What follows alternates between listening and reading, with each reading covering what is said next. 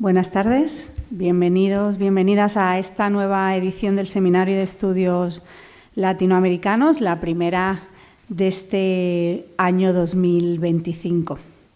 Aunque en La Madraza, Centro de Cultura Contemporánea, tenemos varias cátedras, varias aulas relacionadas con la música, la Cátedra Manuel de Falla, la Cátedra Miguel Ríos, pues para mí es un verdadero placer poder también organizar en este seminario que tiene como foco, como punto fuerte, pues el territorio latinoamericano, la actividad que hoy vamos a disfrutar. Un viaje a través de la música, pero también del conocimiento de uno de los mayores expertos en el tema. Pedro Bonet, bienvenido.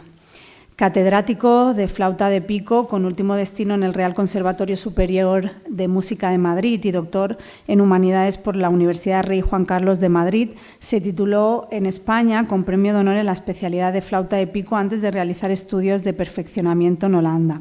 Eso le ha llevado, evidentemente, ese expertizaje a ser invitado a dar clases magistrales, conferencias, talleres en distintas universidades, no solo de España y de Europa, sino también fundamentalmente de América Latina, Argentina, Bolivia, Brasil, Guatemala, México. Yo creo que todo el territorio latinoamericano. Miembro fundador, además, en Madrid en 1977 y director del grupo de música barroca La Folía, una de las formaciones más veteranas del panorama internacional en el terreno de la interpretación históricamente informada, con la que ha grabado abundante discografía y además ha dado muchísimos conciertos en más de 40 países de los 5 continentes. Actúa también con la modalidad de flauta sola y ha tocado como solista con orquestas como Radio Televisión Española, Sinfónica de Madrid, Gran Teatro del Liceu, Camerata de Madrid, Camerata del Prado, propiciando además a menudo la escritura y el estreno de repertorio contemporáneo para conjunto barroco. No quiero tampoco olvidar, aunque él no lo suele decir, su faceta como docente, porque es verdad que numerosos músicos y músicas pues también reconocen en Pedro Bonet un maestro y un grandísimo transmisor de la música. Hoy nos va a deleitar, como he indicado, por un viaje de conocimiento y disfrute a través de un repertorio musical histórico iberoamericano que ha preparado además con mucha entrega y con mucho cariño.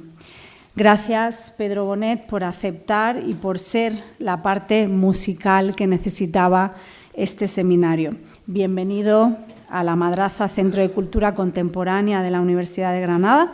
Bienvenido a tu casa. Muchas gracias.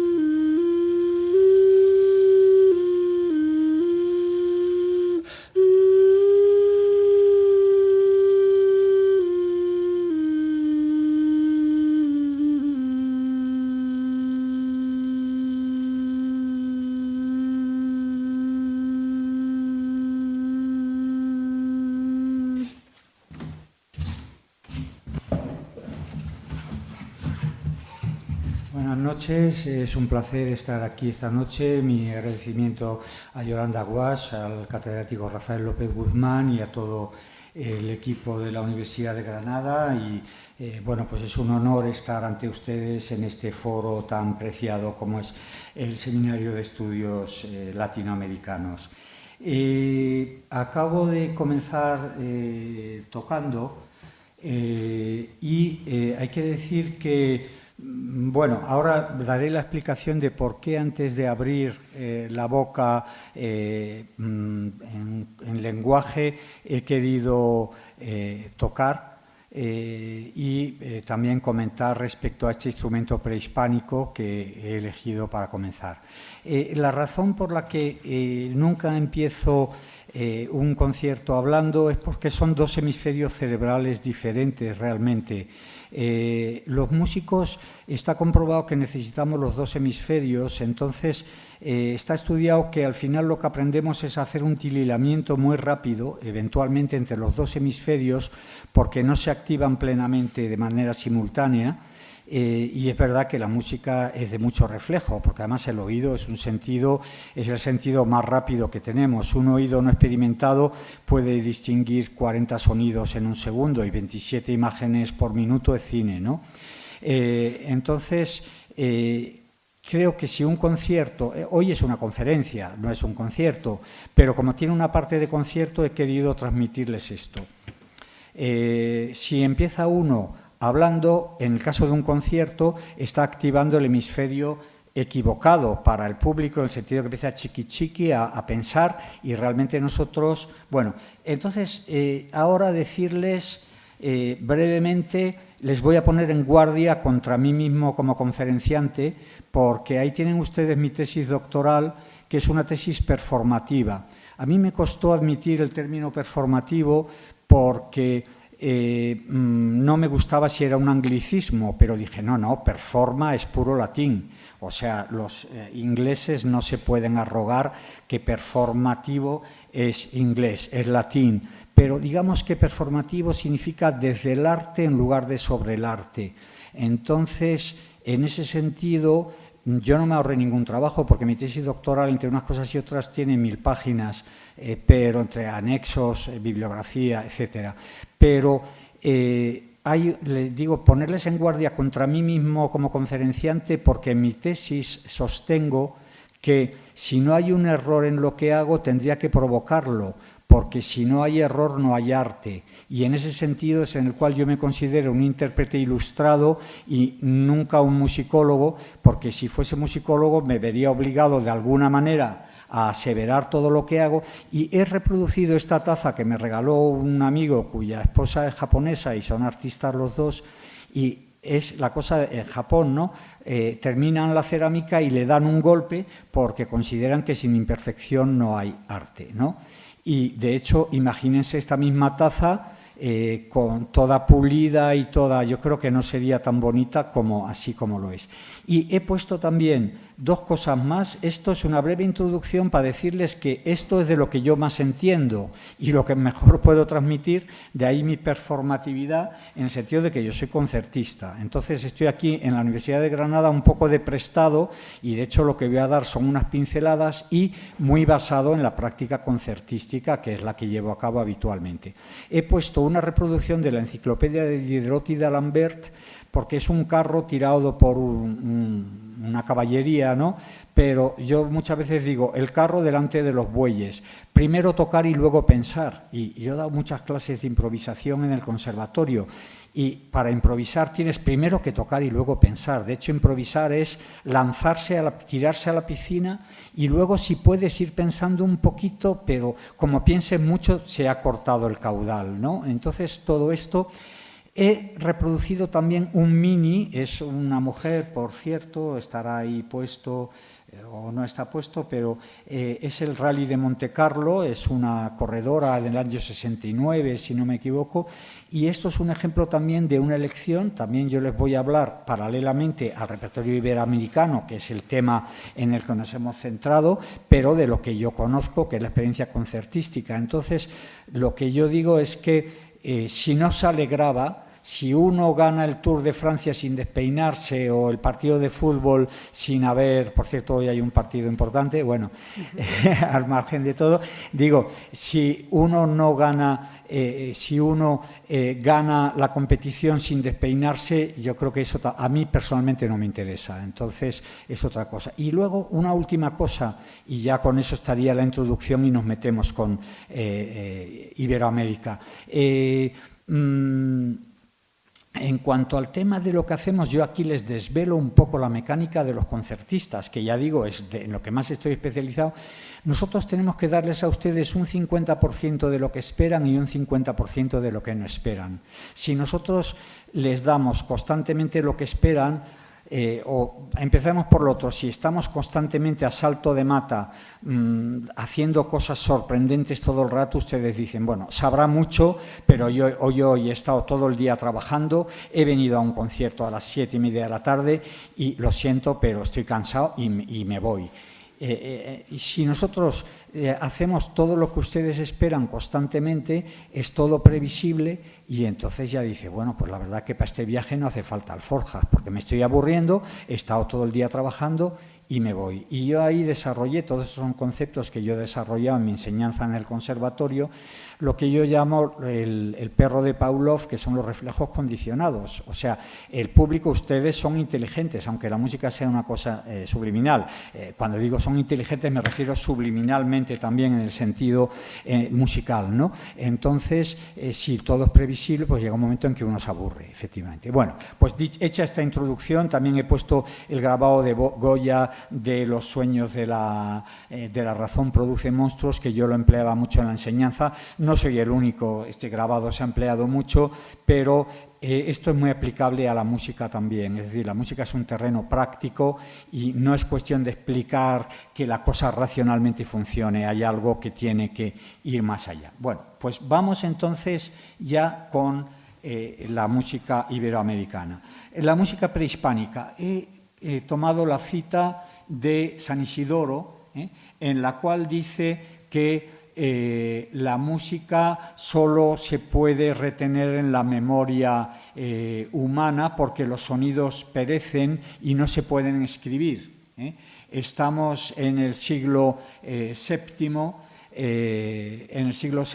y esto es lo mismo que ocurría en la época de San Isidoro en la península ibérica y ocurre en el periodo prehispánico, antes de la llegada de los europeos a América, en que no hay notación musical, con lo cual esto que he hecho con esta ocarina que compré en una tienda en León, y estaba ahora comentando con el catedrático López Guzmán, sí, bueno, que seguramente un búho por las alas que tiene y tal, sí hay restos arqueológicos. Aquí he reproducido de unos códices importantes, de códices mixtecas y luego del códice florentino, que no es otro que la base de la historia general de las cosas de Nueva España, escrito en náhuatl por Bernardino de Sahagún, ¿no?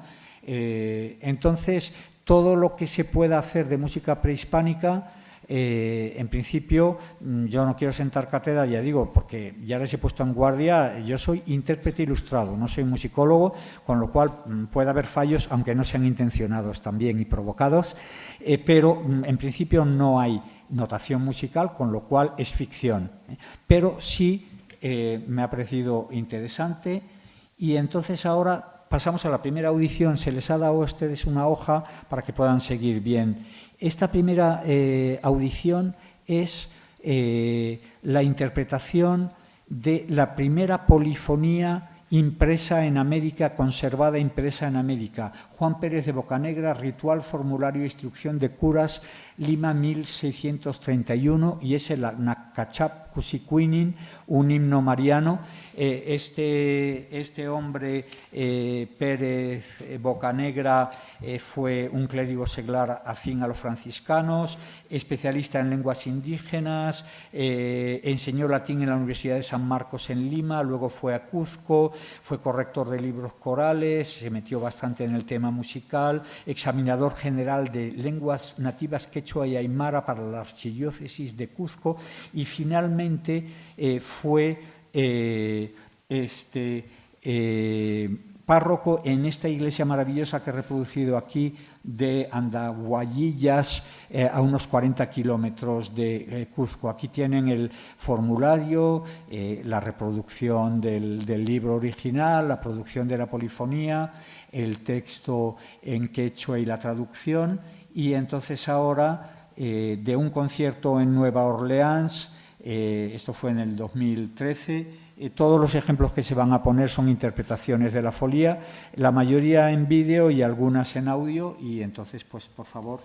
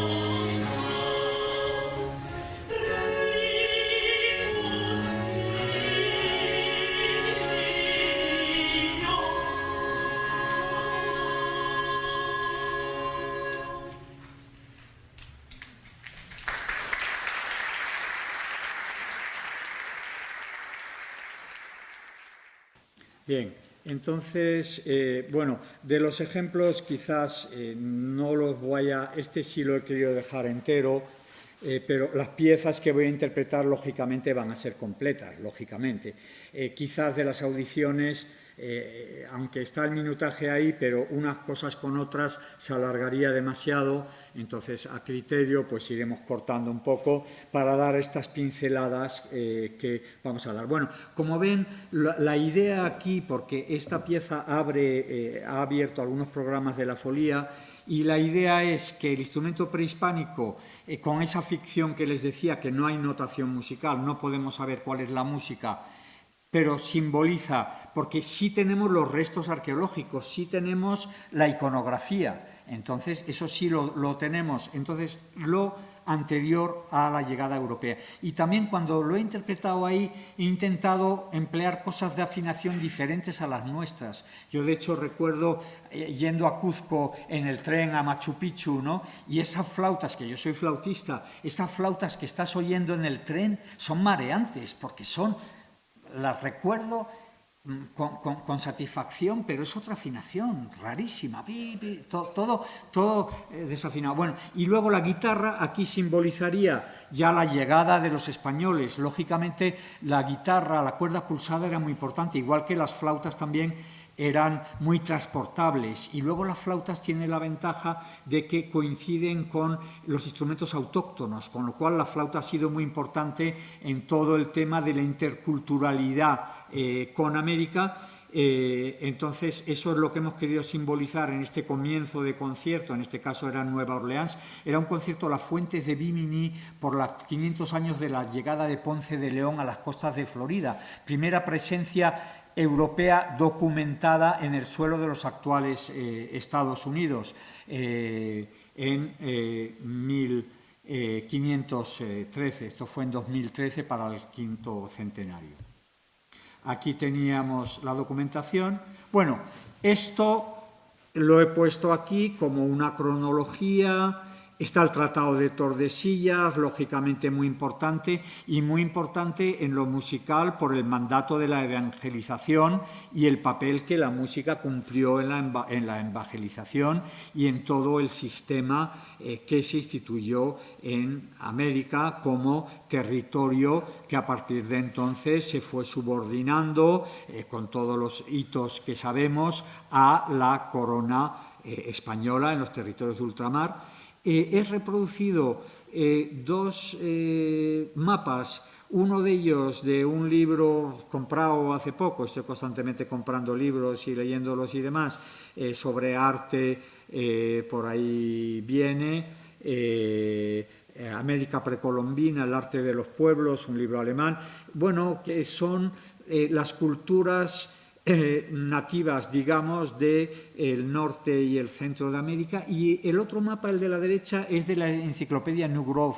de música, enciclopedia de música, pero entonces también son las etnias que originalmente han poblado y siguen poblando en la medida en la que se hayan mezclado, pero esas partes de América, porque esa sí es una línea que se emplea a veces en la investigación de lo prehispánico, pero bueno, ahí ya lo dejamos, digamos, el considerar que los que tuvieron retuvieron, y entonces se puede rastrear, y es verdad que se pueden rastrear características musicales de la música prehispánica inclusive en esas. Bueno, en los hitos pues he ido desde Cristóbal Colón, lógicamente, hasta la batalla de Ayacucho, como digamos ya el momento determinante a partir de 1810, el grito de Hidalgo y de Dolores y todo esto en México, pues ya empieza el proceso de independencia, es la batalla de Ayacucho. Como las áreas geográficas, bueno, la mención de las etnias pues es muy relativa. El códice de Aztitlán es de finales del siglo XVI, pero bueno, es un códice interesante porque es un códice, digamos, en el que se nota la mano mexicana, ¿no? Pero reproduciendo pues una nave, ¿no? Reproduciendo bien.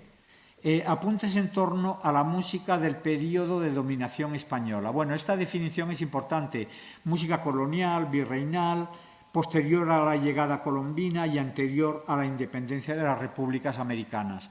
Estos términos se emplean diversamente. Yo he elegido lo del periodo de dominación española. Bueno, y aquí hay una serie de apuntes, pero voy a dar un salto un momento para esta idea que es importante tener en cuenta, que es que esto, ¿cómo se llama? Micaela Vergara, editora, locutora, digamos, musicóloga de Radio Nacional de España, Radio 2, acuñó ese término, al menos yo se lo oí a ella, América como copia de seguridad de las pérdidas que tuvimos en España. Es decir, la Nochebuena de 1734 ardió el Palacio Real de Madrid, el Alcázar Real, y gracias a que la pintura de Velázquez era muy valorada, unos monjes del convento anexo ayudaron a sacar corriendo la mayor parte de las pinturas de Velázquez, pero el archivo de música pereció en su totalidad. Luego, debajo tenemos la Torre do Tombo en Lisboa, pero esa pereció, era el archivo de música de la corona portuguesa, pero es que además en Portugal, a diferencia de España, donde Carlos V le encantaba cantar polifonía, pero no podía permitírselo, porque el Código Habsburgo, la etiqueta borgoñona, no permitía que se viese al máximo monarca y emperador con la cara deformada para cantar. Hay, por ejemplo, esmaltes de Isabel II tocando el laúd. Pero eso es inconcebible en otros mundos. No sé si saben ustedes de dónde viene la palabra conservatorio. Yo soy catedrático de conservatorio. Conservatorio viene de que en Italia eran los conservatorios donde se conservaban a los huérfanos, y a los huérfanos se les daba una profesión de utilidad que era la música. Y por eso, por ejemplo, Benedetto Marcello, cuando publica sus sonatas, él pone expresamente en la portada músico diletante, lo cual hoy en día podría ser un insulto. Eres un diletante, no eres un profesional. Él lo especifica mucho porque su padre era, y luego él fue senador de la República de Venecia, y un músico era alguien de extracción social baja, y siempre además esa música ha tenido la dualidad. Y en la Edad Media, y curiosamente yo hice perfeccionamiento en Holanda, aprendí holandés, y cuando hablaba en holandés con ellos y me decían, bueno, ¿qué haces y tal? Y yo decía, ik ben muzikant. Pero luego al cabo de un rato me decían, nee, jij bent geen muzikant, jij bent musicus.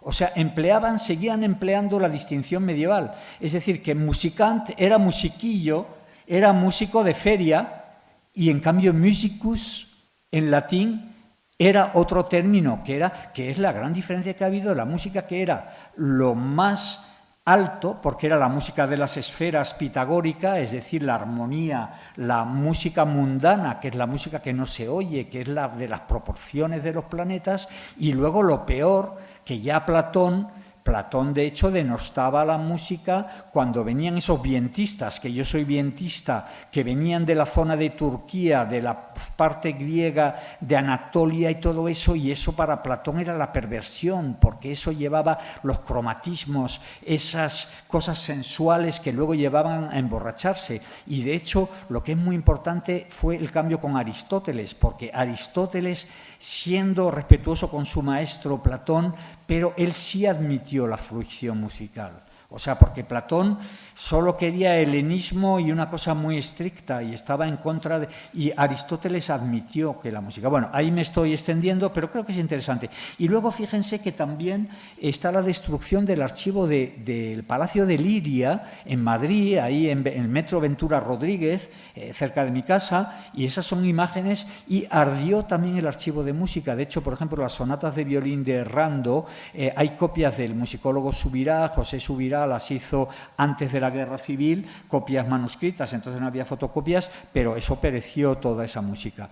Y ahí tenemos el nuevo Palacio Real, el que ya se construyó en Madrid, que vino Yubarra cogió una pulmonía porque el funcionario que venía a recibirle llegó tarde, pilló la pulmonía, y luego ya lo terminaron sus discípulos, y ahí lo que pasa es que toda la música es posterior a 1734, Francisco Corselli, que ya se le encargó que repusiera repertorio. Bueno, vuelvo atrás y tengo que ir rápido porque si no va a consumir mucho tiempo, queremos escuchar música también. Entonces aquí son pinceladas. Como ven, sí he hecho un repaso muy grande de los ámbitos, eso lo vamos a ir viendo un poco, pero van a ser pinceladas, me tienen que disculpar. Al final las cosas están en los libros también, ¿no?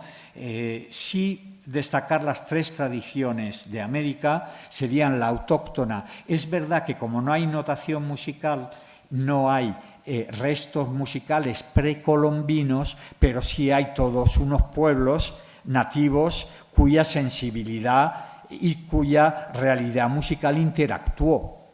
Lo que pasa es que interactuó también de una manera curiosa, porque todo el proceso de evangelización es un proceso complejo, ¿no? Y de hecho las crónicas, que un par de páginas más adelante leeremos un par de relatos de monjes eclesiásticos españoles de las órdenes religiosas que abrieron las primeras escuelas en México,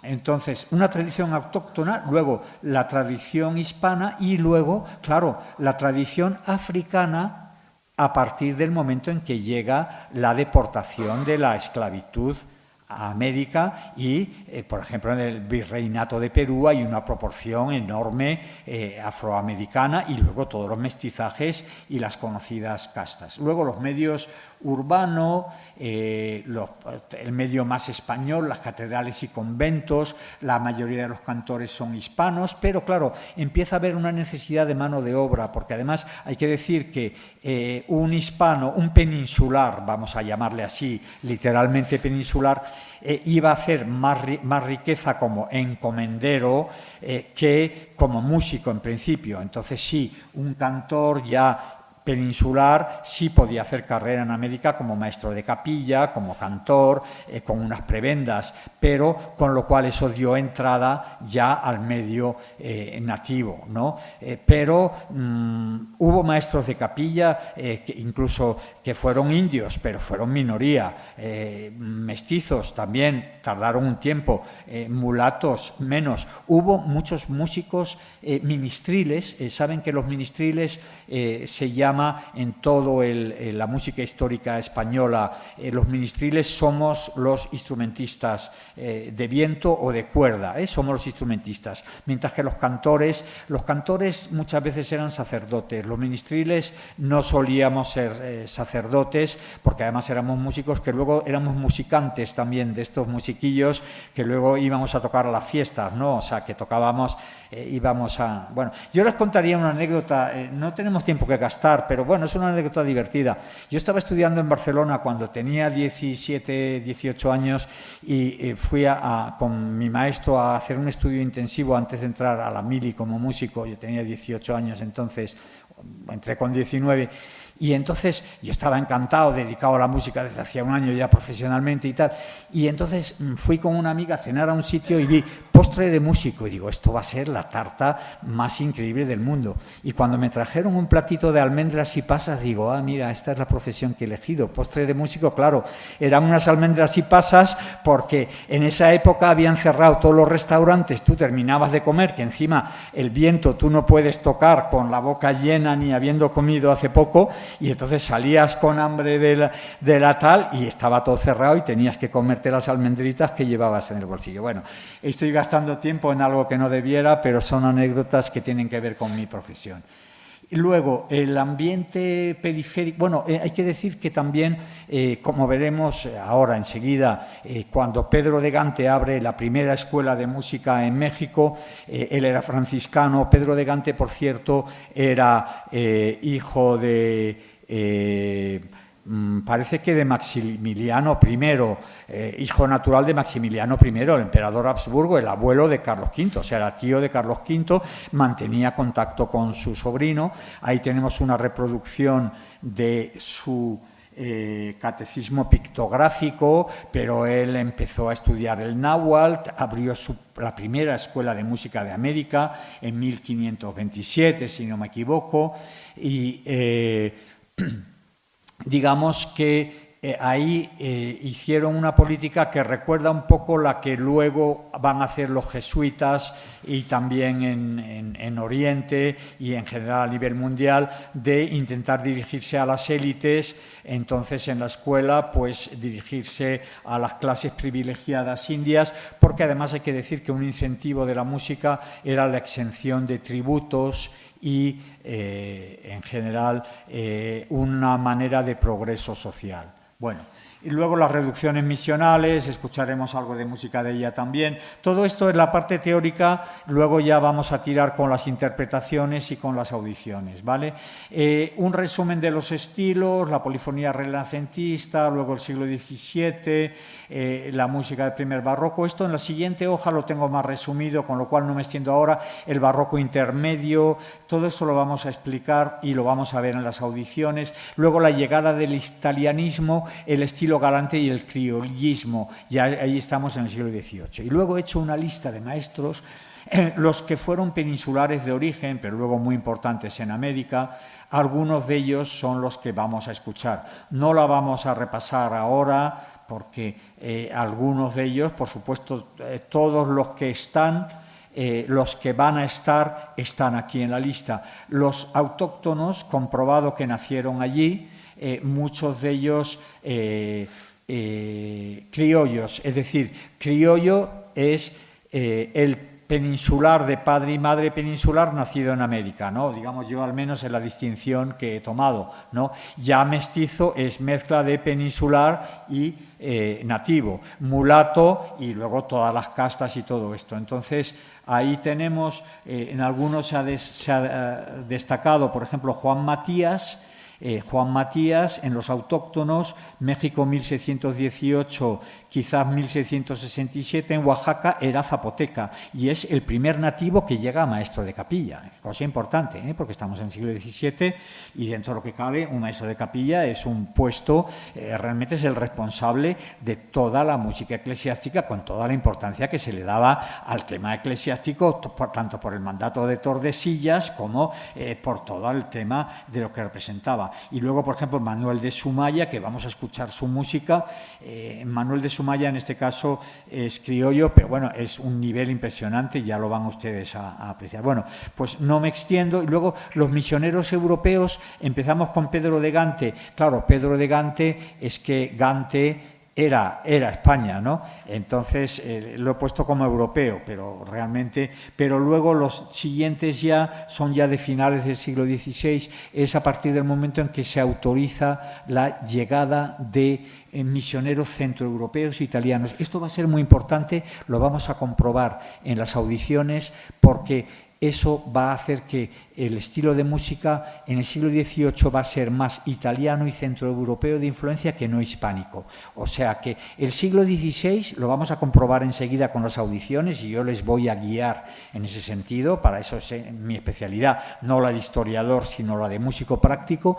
El siglo XVI es la polifonía renacentista y muchas veces de compositores peninsulares cuya música era enviada a América. El siglo XVII, barroco intermedio y primer barroco y barroco medio, va a ser hispánico, música hispánica muy hemiólica, que además hay una gran empatía, lo vamos a destacar, empatía musical con América, y el siglo XVIII va a ser el del italianismo y la música galante, pero también el del desarrollo del criollismo, que es la magnífica, además magnífica interpretación de esas claves estilísticas internacionalistas, que además no es que se imponga en América el italianismo, que se impone en toda Europa y en España también, pero esa interpretación en América con características hispánicas, más que en España incluso, conservan más lo hispánico, igual que hoy en día la lengua se conserva mejor en algunos países de América que en España, con más pureza, pues se conservan. Todo esto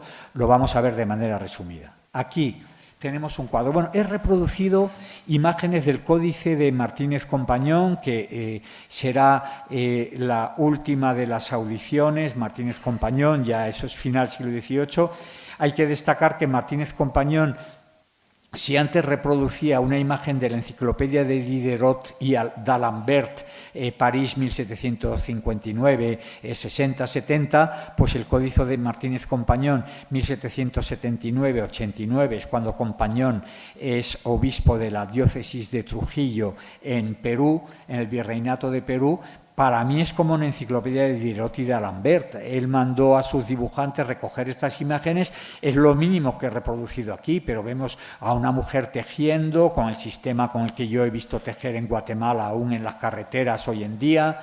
Tenemos a unos ganaderos ahí errando una montadura, tenemos una obra hidráulica de las minas del Virreinato de Perú, y luego tenemos costumbres musicales en un medio nativo, en un medio rural, o sea que una gran enciclopedia. Bueno, y debajo resumen de características, pero esto yo se lo voy a resumir ahora, se lo estaba resumiendo ya en las audiciones, si les parece. Realmente aquí, vamos a ver, lo importante de estas cosas, como siempre, ¿no?, son las pinceladas, y más viniendo de un músico práctico. Es decir, no es lo exhaustivo está en los libros, sino darles una idea y que esa idea pueda... Me lo decía un maestro de composición en el conservatorio, nos decía, yo no quiero que os vayáis de aquí con 80 ideas que no os van a servir de nada, con que os vayáis con 2 o 3 ideas claras.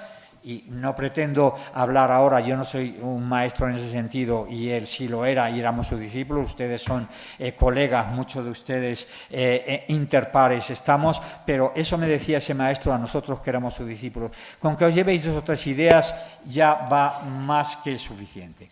Entonces, veíamos lo de la copia de seguridad por las pérdidas que tuvimos, que hay música que nos falta aquí y la tenemos en Guatemala, la tenemos en México, y por eso, en el fondo, lo que yo he traído, todas las audiciones, son a cargo de la Folía, de mi grupo, fundado en 1977, va a hacer 50 años dentro de 2 años, lo fundamos en Madrid en aquel año, en el 77, que al final hemos tocado mucha música americana, nos gusta mucho la música americana, pero también la hemos tocado porque aquí nos falta música que en América la tenemos. Lo que decía Micaela Vergara, la copia de seguridad de lo que nos falta está en América. Bueno, aquí sí podemos leer un poquito esto y ya pasaremos a las audiciones. Motolinia, que es Fray Toribio de Benavente, es uno de los 12 apóstoles, que se les llama los franciscanos, que llegaron a México en 1527, y luego él también estudió el náhuatl. Él además viajó a Guatemala, viajó a Nicaragua, hizo fundaciones en Coyoacán, en Tenochtitlán, en México, estudió en Texcoco, estudió náhuatl, y luego además publicó, bueno, se recogen diversos escritos, quedan sintetizados como la historia de los indios de la Nueva España, y todos los textos de aquí son de Motolinia, menos de Torquemada. Y pues es un misionero que es de la primera época hispánica en México, ¿no? Decían que no saldrían con el canto, así porque mostraban flacas voces, y en verdad no tienen tan recias voces, ni tan suaves como los españoles, y creo la principal causa es andar descalzos y mal arropados los pechos, y las comidas tan pobres y flacas. Por cierto que Motolinia, se puso lo de Motolinia, y Motolinia significaba en náhuatl pobre o afligido, alguien que sufre en náhuatl, y eso se lo dijeron al ver lo mal vestidos que venían, porque eran verdaderamente apóstoles muy, en ese sentido, cristianos, en el sentido muy de pobreza y todo esto, franciscanos, y entonces, claro, los mexicanos dijeron, qué pobres son estos, y a él le gustó, dijo, pues yo me voy a llamar Motolinia porque me gusta oficiar de pobre. Bueno, que este fue, por cierto, algunos de los aquí presentes hemos ido a Puebla de Los Ángeles varias veces, en México, esa ciudad maravillosa, y además un amigo, el profesor José Antonio Terán Bonilla, que ha dado conferencias aquí también, ¿no? Que es de Puebla.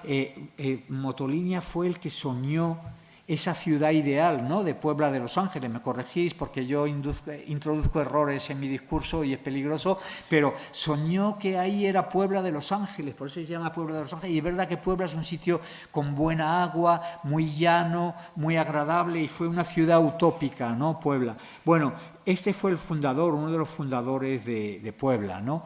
Y bueno, es verdad que las voces en América son más agudas. Esto sería un tecnicismo, pero muchas partituras tienen 3 voces agudas y no tienen voces graves, porque es verdad que los nativos tienen voces más agudas que las que podemos tener en la península. El primero que enseñó el canto justamente con Fray Pedro de Gante fue un venerable sacerdote llamado Juan de Caro. Luego sigue Motolinia, porque este era Torquemada. Algunos mancebos de estos que digo han ya puesto en canto de órgano villancicos a 4 voces y los villancicos en su lengua, y esto parece señal de grande habilidad porque aún no los han enseñado a componer ni contrapunto, y lo que ha puesto en admiración a los españoles cantores, es decir, a los peninsulares, es que un indio de estos cantantes, vecino de esta ciudad de Tlaxcala, ha compuesto una misa entera por puro ingenio y la han oído, eso es una errata, hartos españoles cantores, buenos cantantes, y dicen que no le falta nada, aunque no es muy prima. Bueno, aquí hay una doble cosa. Por un lado, a los estos evangelizadores les interesa quedar muy bien ante sus autoridades. Estamos consiguiendo grandes resultados. Esto lo dicen los estudiosos, hay que matizarlo. Pero lo que sí es verdad, y en eso voy a dejar la pincelada, es la empatía musical con América. Es la empatía musical con América, porque ahí vinieron los géneros de ida y vuelta. A ellos les gustó nuestra música y la cantaron muy bien. Y a nosotros nos gustó su música y la trajimos. Y de hecho la zarabanda vino de América. Zarabanda, por cierto, que Felipe II prohibió bailar en España bajo pena de muerte. Yo tengo que decir que a Felipe II, lo siento, no le tengo, ni creo que le tendré nunca simpatía. Valoro, sí, he leído cosas, pero prohibió estudiar en las universidades europeas y, bueno, menos mal que solo del infierno español, que luego el agua no llega al río, porque no se tiene noticia de nadie que se le ejecutase por bailar la zarabanda, pero la zarabanda que luego va a ser el representante de España en la suite internacional de danzas, la suite barroca, que es la alemanda de Alemania, la corrente de Francia o de Italia, según sea courante o corrente, la zarabanda de España y la giga, que es un 6x8, irlandesa, inglesa, la giga inglesa, la suite barroca es internacional. Bueno, entonces los géneros de ida y vuelta, la empatía que hubo.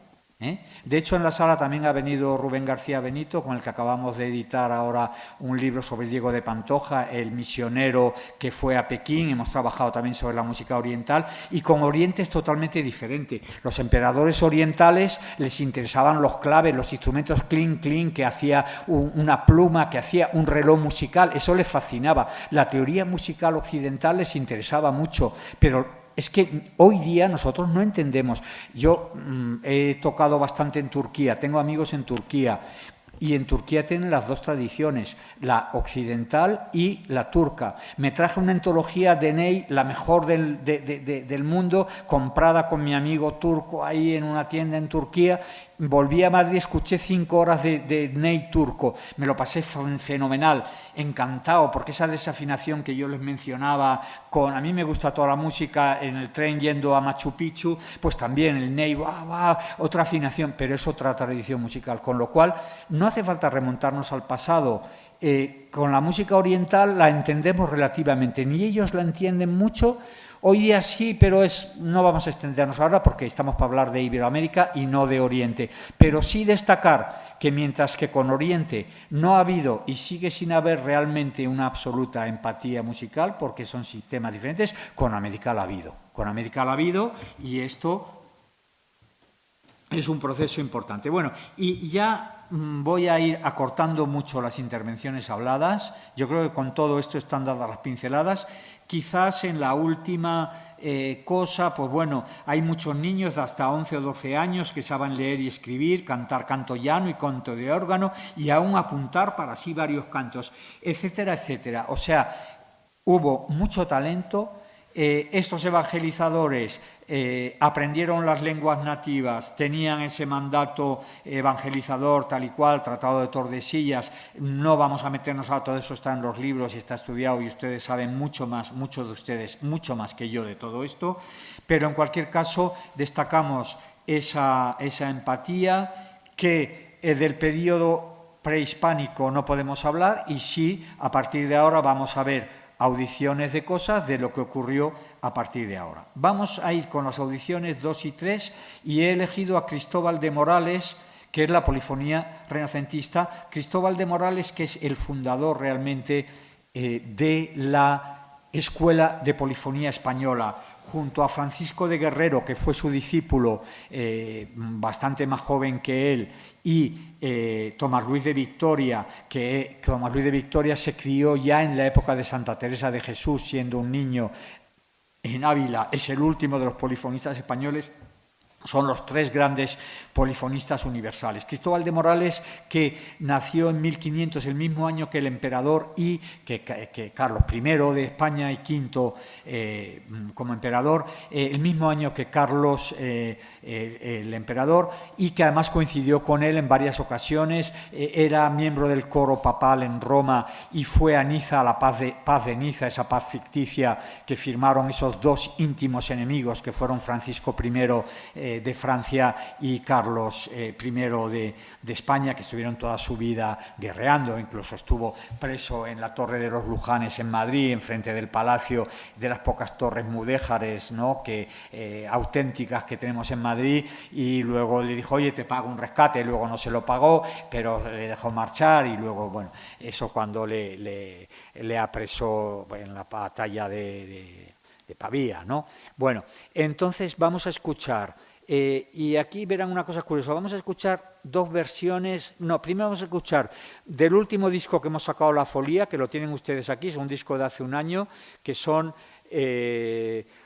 La Vuelta de Magallanes y El Cano, música, ahora de pronto no me acuerdo de mi propio título, aquí no está puesto completo, pero música, no, bueno, da igual porque es un título, Música y Circunnavegación, España en el contexto global. Entonces escuchamos el Circundederunt de Morales, con la particularidad de que este fue interpretado en 1598 en Toledo en los funerales de Felipe II, del que hablábamos hace un momento, pero en 1559 fue interpretada esta pieza en Ciudad de México. Al año de fallecer Carlos V, fue interpretado en México al año por su funeral, claro, al año que entonces no había ni WhatsApp ni correo electrónico, tardaba la noticia en llegar también, o sea, no pudo ser desde luego al día siguiente ni a la semana siguiente, pero al año. Lo ponemos, por favor. Audición 2.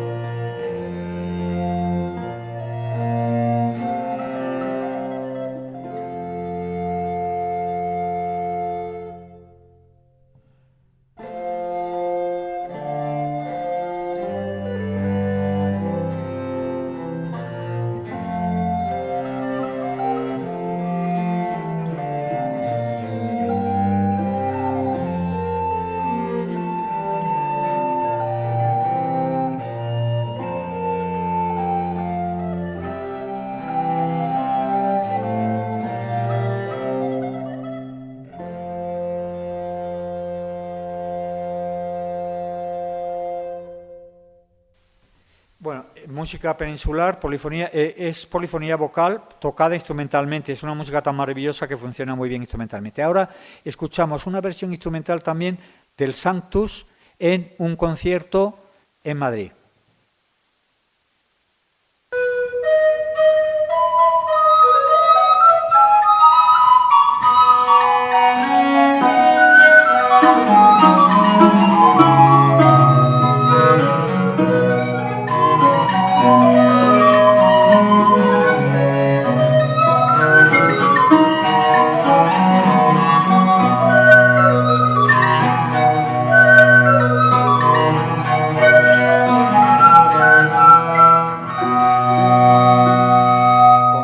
Un poco justo de tiempos, esto ahora lo vamos a escuchar esto mismo en el disco y van a entender por qué los músicos, aunque grabamos discos y nos encanta que nos encarguen un disco, yo no escucho música grabada en casa, no escucho discos, solo para escuchar algo que quiera saber, porque esto aquí era el estreno de esta pieza, la primera vez que la tocamos, y había algunas imperfecciones, pero es lo que yo les comentaba del rally, ese mini en el rally de Monte Carlo, de esa mujer sacando grava ahí en una curva, y ahora van a escuchar, ponemos la misma pieza en el disco.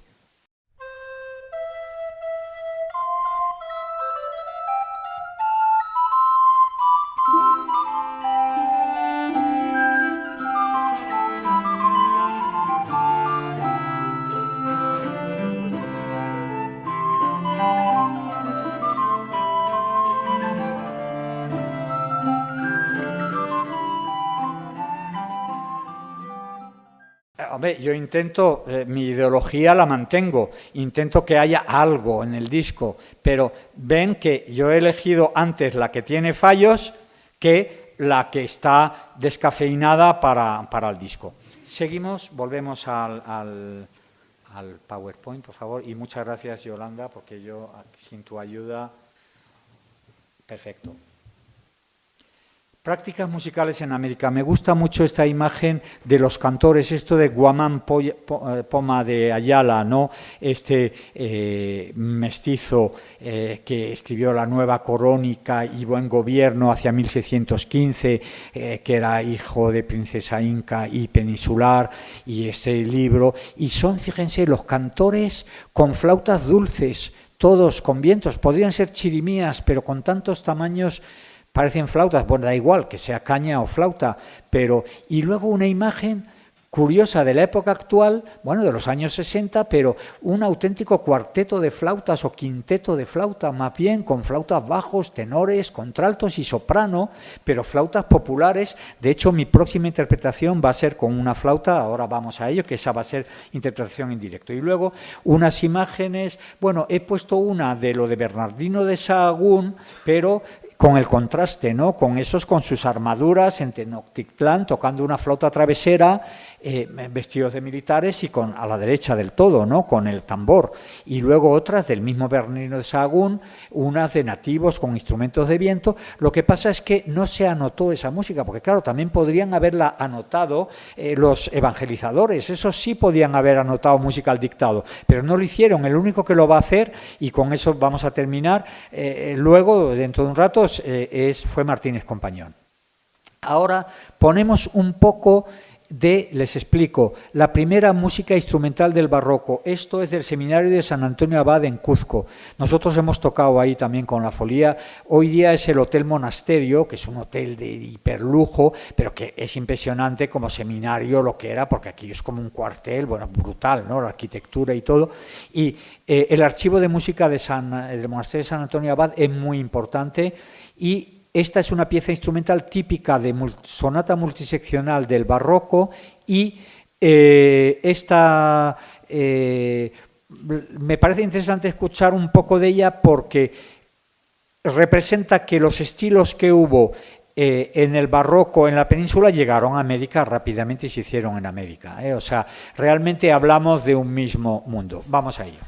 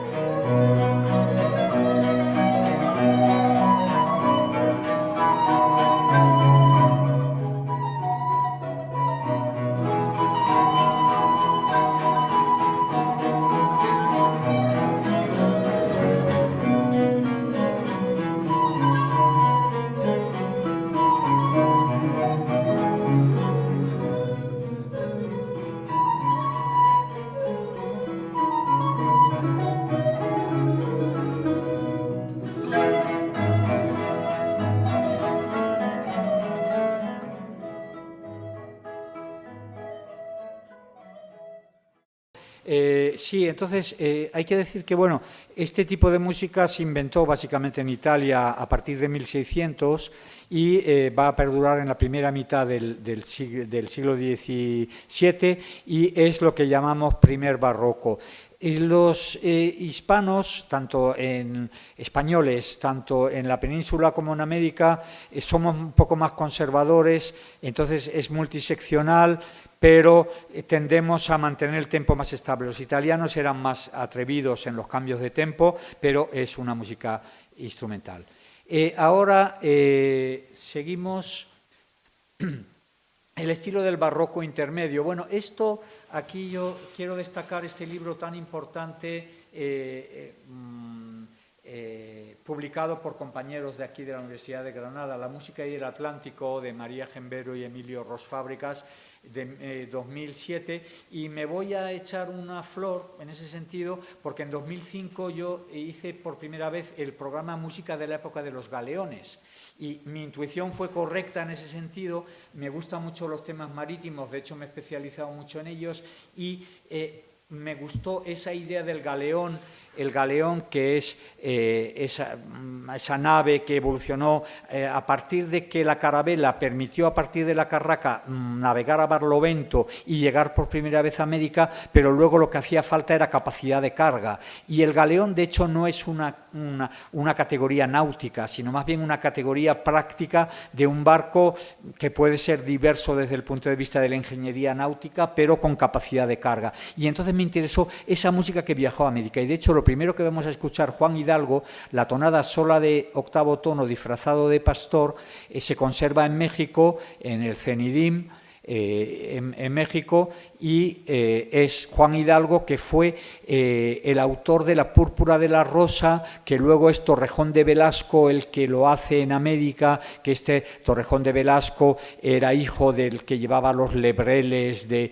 Felipe IV, pero que hizo carrera como funcionario, y la primera ópera en América, que nosotros la hemos hecho en Puerto Rico en 2006, una coproducción con México. Entonces destaco ese libro, La música del Atlántico, y vamos a escuchar Juan Hidalgo, que es típico estilo de barroco intermedio del siglo XVII en la península, y luego Antonio de Salazar, que es ya criollo, maestro de capilla criollo importantísimo, que va a ser el maestro de Zumaya, o Zumaya, se escribe de las dos maneras, que también escucharemos un poco de él. El negro a dúo, que es un villancico, la importancia del villancico. Entonces, primero la tonada y luego el villancico. Primero Juan Hidalgo, son grabaciones de un concierto en el Auditorio Nacional, justamente en el programa Música de la época de los galeones, en este caso una vez que lo hicimos en el Auditorio Nacional en 2009.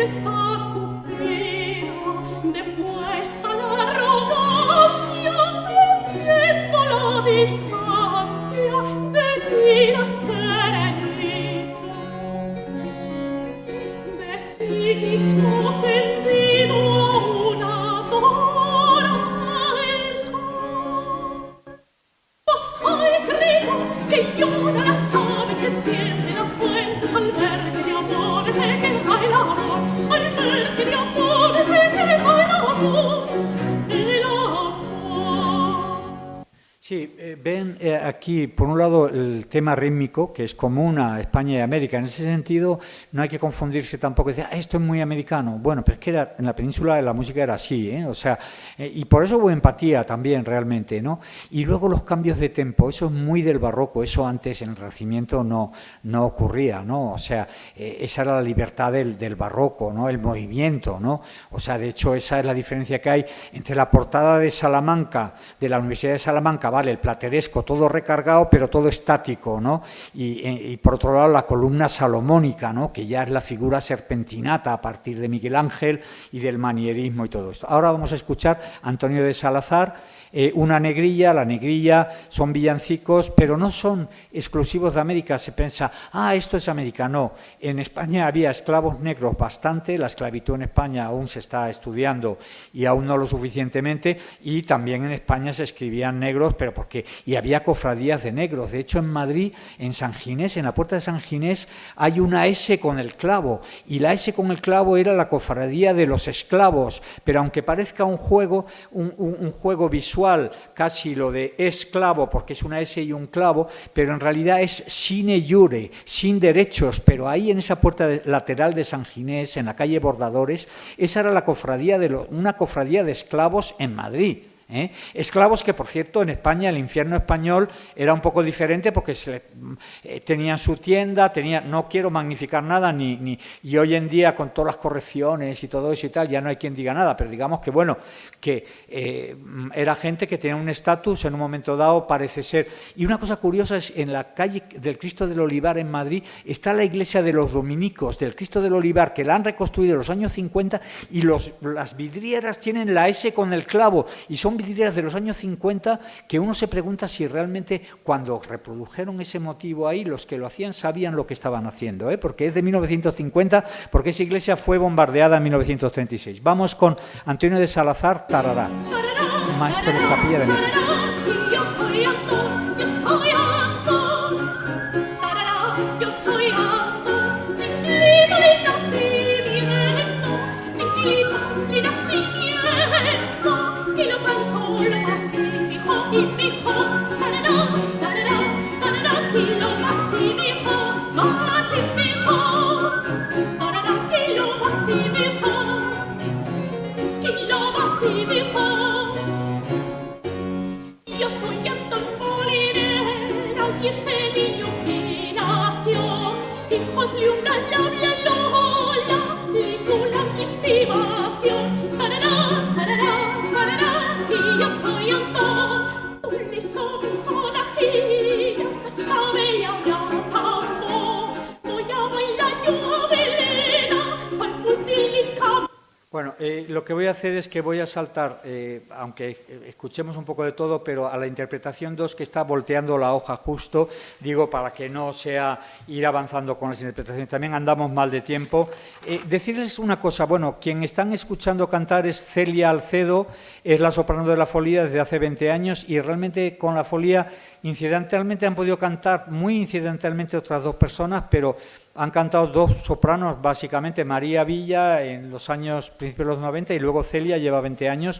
Bueno, es una característica de la Folía, que es un grupo bastante fiel, porque la música barroca en un momento dado puede ser un poco como el jazz, que dices, bueno, pues ahora llamo a este, llamo al otro y tiro de agenda, pero a mí no me gusta. Sí tengo en instrumentos dos plantillas, básicamente, por no perder todos los conciertos cuando no puede uno, pero si uno ha hecho 70 conciertos con la Folía, el otro ha hecho 40, con lo cual conocen el grupo y es un grupo, ¿no? Y en soprano, en cambio, es que no cambio. De hecho, cuando no ha podido la soprano, he metido un tenor. Y ahora, bueno, tenemos un concierto el 14 de abril, que es el primer proyecto que hacemos con dos sopranos, y bueno, entra una nueva persona que va a cantar, pero si funciona bien, pues será esa persona, porque además la voz es que es muy particular, ¿no? Los instrumentistas también somos inconfundibles, pero la voz es más.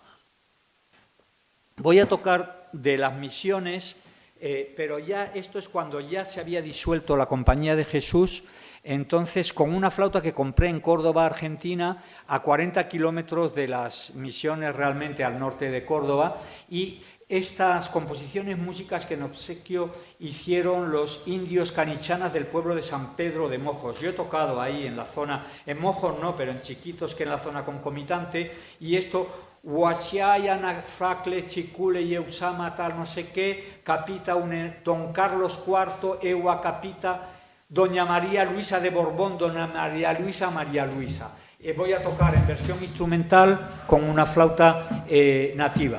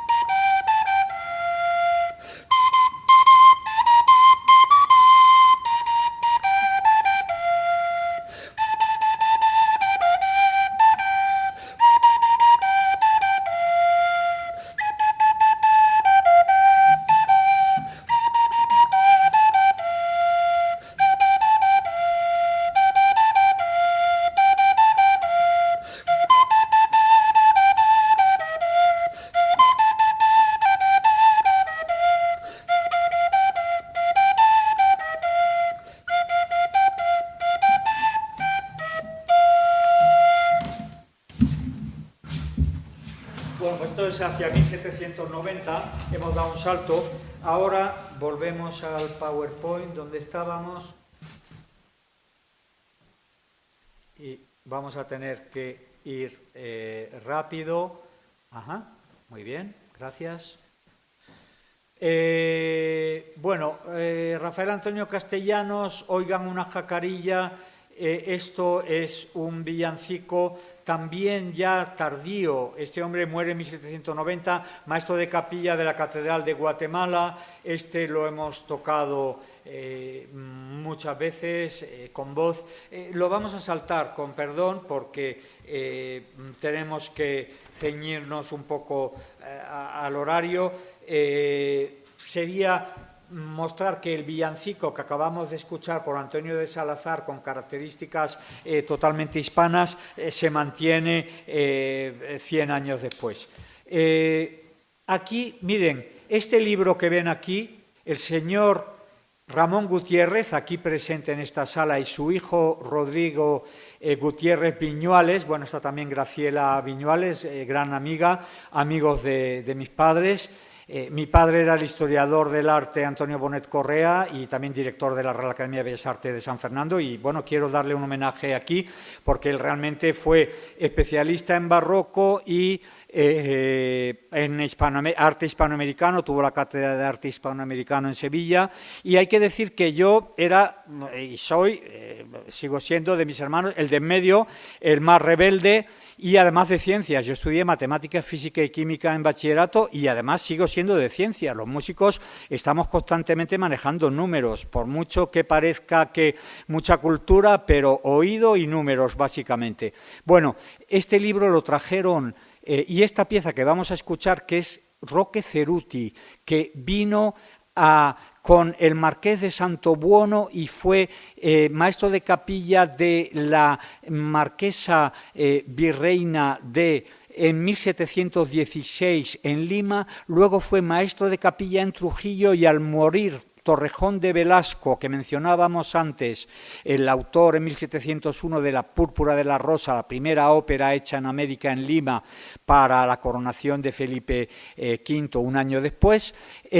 Al morir Torrejón de Velasco pasa a ser maestro de capilla en Lima. Él era violinista. Esta obra en realidad es de violín, y este libro, publicado en Buenos Aires por estos buenos amigos que están hoy en la sala, le dieron este libro a mi padre y es la primera pieza de música americana que he tocado, así que muchas gracias Ramón, Rodrigo que no ha podido venir y Graciela, también nos hemos visto en Buenos Aires cuando he tocado en Buenos Aires y bueno, que un honor teneros aquí. Vamos a poner un poco de aquel inmenso mar interminable, el recitativo y el comienzo del primer aria, entrada del italianismo ya en el siglo XVIII en América, pero cantado en castellano, como van a ver. Es, a ver, esta.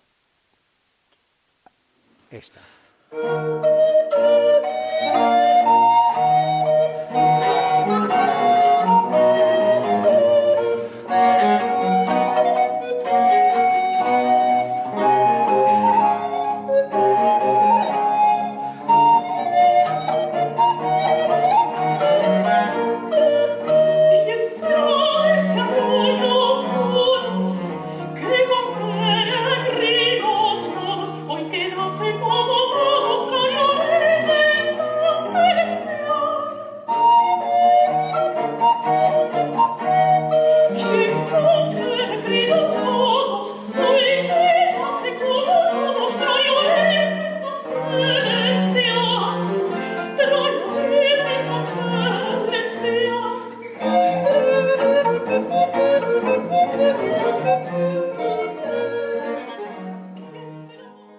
Esto es en el Festival de Vélez Blanco, en el 19 fue. Vamos ahora, volvemos rápidamente al... Pero sí, perfecto.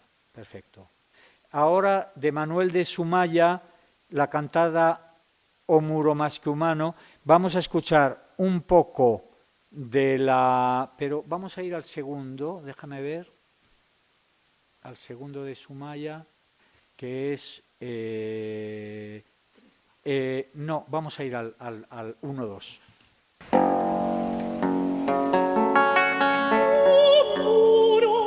Más que humano, en virtudes excelsas peregrino, gózate en ese alcázar soberano, en donde te las cajes de divino.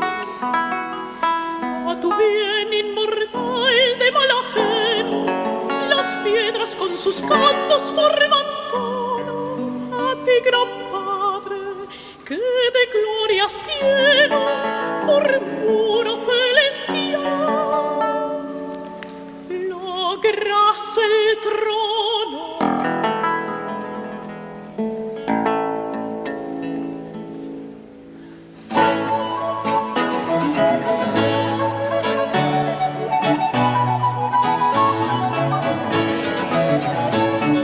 Pedro celeste trono.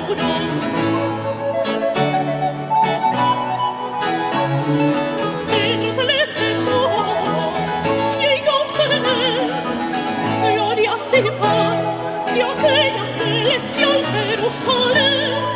Pedro celeste trono, llega a obtener gloria sin par de aquella celestial Jerusalén. Pedro celeste trono, llega a obtener gloria sin par.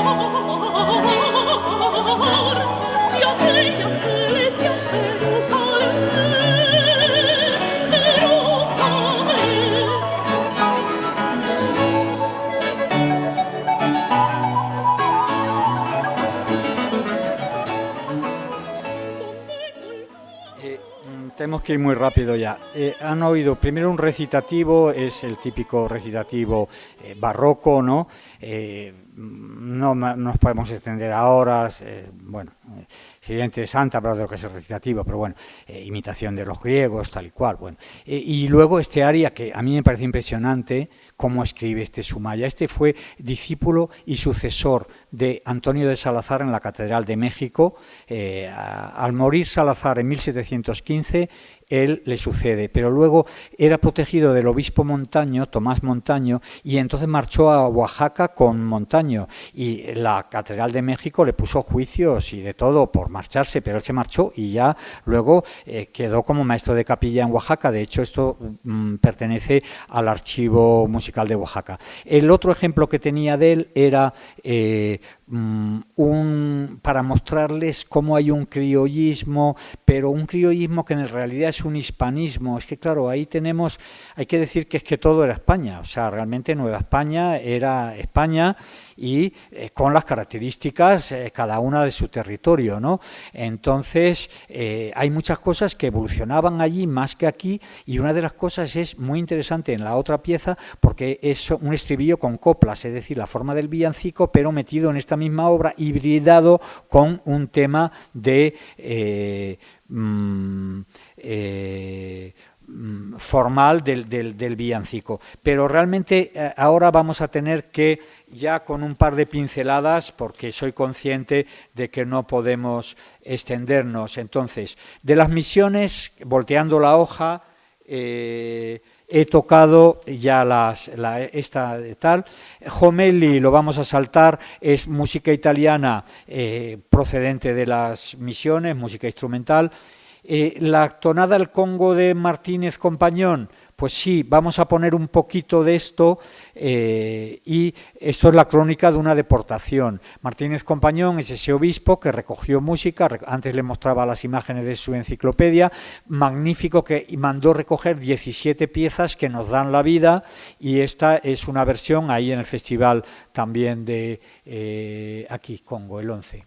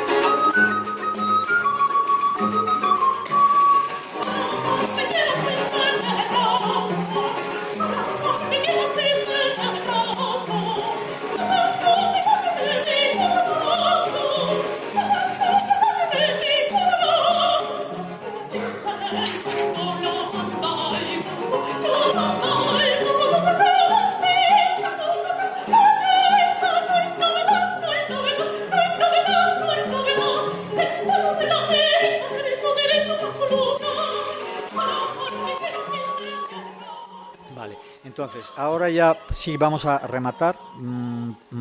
Pasamos otra vez y entonces, vamos un momento al... Y ahora de manera táctica voy a tocar lo que falta, voy a concluir, pero no...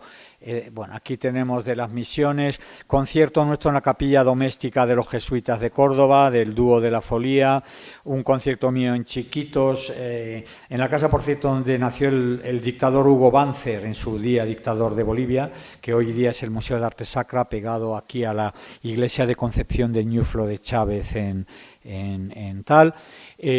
Aquí tenemos la pieza que he tocado, el facsímil, ahí lo tenemos, un indio canichana vestido con su espada y tal, y un indio de Mojos también tocando los flautones de Mojos.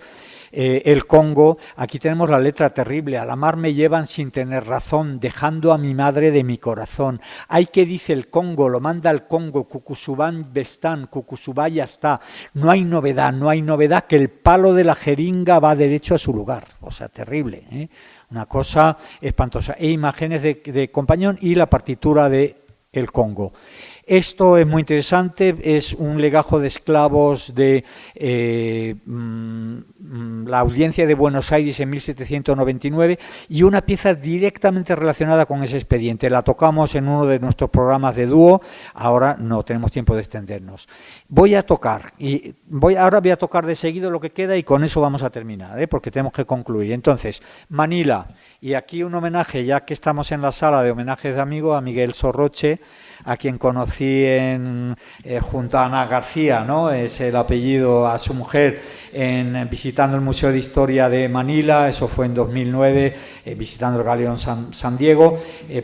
Por vosotros va esta pieza. Es la única música increíble, la falta de conservación. Encima, claro, en lugares como Manila o América se juntan las termitas, la humedad, o sea que a los desastres bueno, entonces es una letra en tagalo. Esto hay músicos franceses que lo han reconstruido porque se supone que sería una polifonía, pero yo me limito al estricto documento, solo se conserva esto, es una sola voz y lo único que hago es una glosa en estilo de época, la junto con otra y tal. Voy a tocar y luego voy a tocar una marcha, va a ir todo seguido ya, o sea que a partir de ahora va a ser concierto. Me van a ver ustedes en mi salsa, que es la de tocar. Dos marchas de México. La segunda demuestra cómo en México era España y además van a ver esa marcha de Pérez Cano, que es una versión anterior a la versión primera que conservamos en España. Anterior relativamente, porque es una segunda mano en el manuscrito, pero en cualquier caso demuestra. Y cerraré con esto de la tonada de las lanchas, ya tendrán que escucharlo en la radio, en el disco, o donde sea. No sé cómo andamos.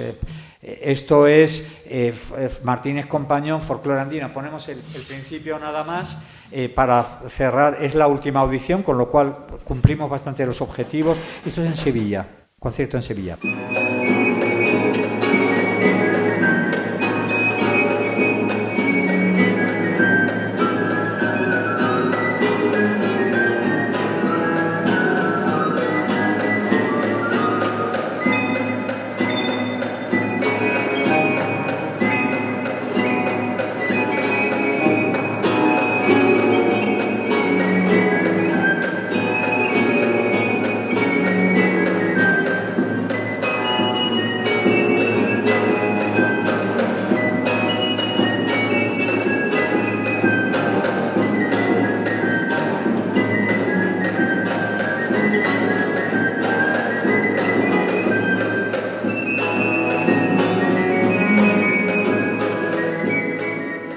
Etcétera, ven que era importante ponerlo y con eso cerraríamos la parte, y ahora toco las tres piezas seguidas y concluimos, porque si hemos escuchado la música afroamericana de influencia, la del Congo, que por cierto es muy alegre el ritmo esta también, pero el ritmo del anterior que hemos escuchado, pero yo le dije a nuestra cantante, ni hablar de poner cara alegre, porque la letra es tan terrible, o sea, esta gente no pierde la alegría Yo viví en Ámsterdam hace 40 años y traté con surafricanos. Tenía una amiga que tenía 2 rajas aquí, que le había hecho un blanco con un cuchillo, y sin embargo tenía una alegría de vivir, era increíble, ¿no? Entonces no pierden la alegría, pero ni hablar de poner cara alegre. Entonces, esto es Martínez Compañón. Fíjense el favor que nos hizo recogiendo esto en la década de 1780 y mandándoselo a Carlos IV. Ya lo recepcionó porque Carlos III había muerto en 1788. Así pues, voy a tocar de seguido el resto de Manila, las 2 marchas de México y luego las folías, que son de un archivo de Barcelona, y ya sí son más materia de concierto, son más demandantes en lo técnico, para que vean un poco cuál es mi trabajo por lo demás. Y que esas folías, la folía que da nombre a mi grupo, es esa forma que define a España de manera contundente, las folías de España y todo el mundo hispano, y en América tanto como en la península. Muchas gracias.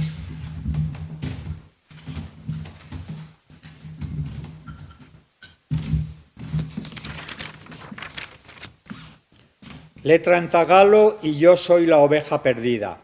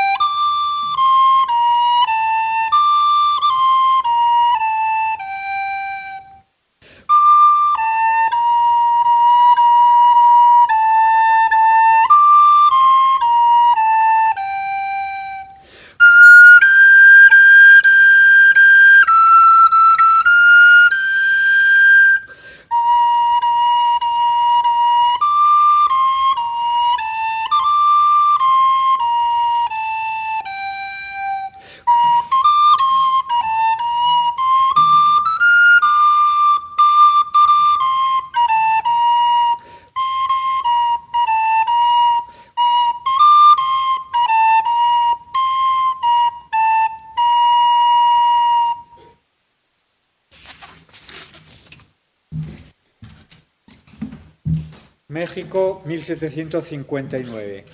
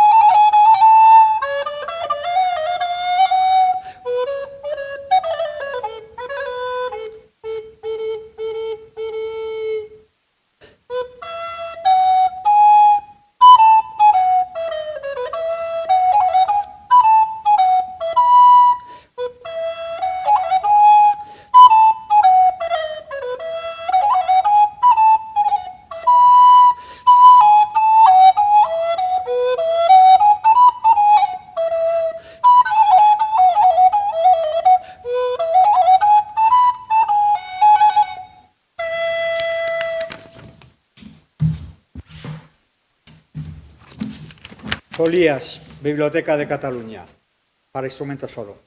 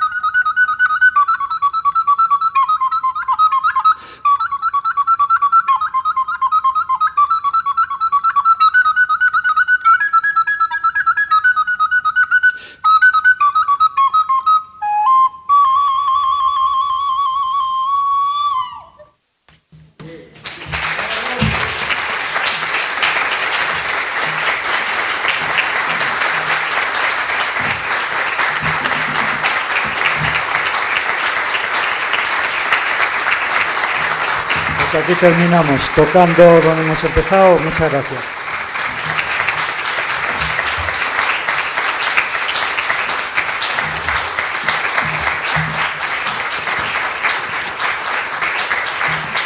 Bueno, voy a tocar una seguidilla de México, del manuscrito de México, seguidilla, luego, es decir, variaciones típicamente españolas también.